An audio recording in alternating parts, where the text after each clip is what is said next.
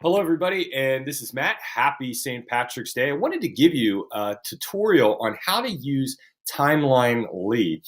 If you remember the other day, I created a blog post on how to use it, and I've been getting a lot of requests on, okay, how does it work, okay? So I'm going to share that with you right now.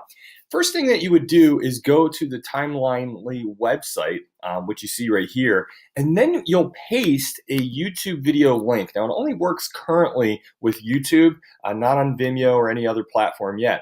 Then go ahead and hit Get Started, and once you hit Get Started, it will load a preview of your video right here. So then go ahead and create your story, and you'll see your video loading up. Now, how you can do this, I'm just going to shrink this down a little, is you actually can put anywhere in your video this plus sign, and it'll add a comment. What's the minimum? So what I can do here is I can add a comment. So I can say, make sure that you have an 800 by 200 canvas. Okay, so then I can hit save changes, and so that will pop up over here on the video. It'll pop up over on the side when somebody watches that video.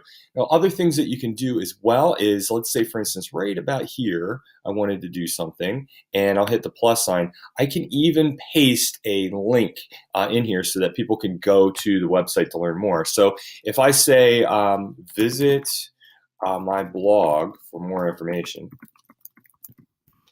Okay, and then right here, I have a blog post that I wrote on creating a custom header for Google Classroom.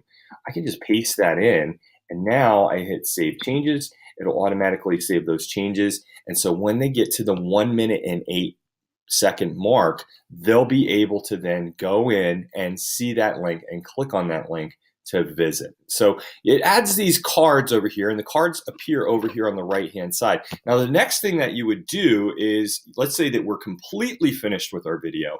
We would share this. So how do you share it? Well, you simply go right up into the top right-hand corner and hit Publish.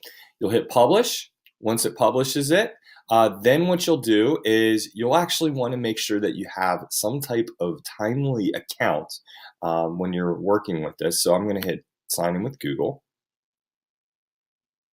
I'm already signed in because I have an account right here. I'm going to hit Publish.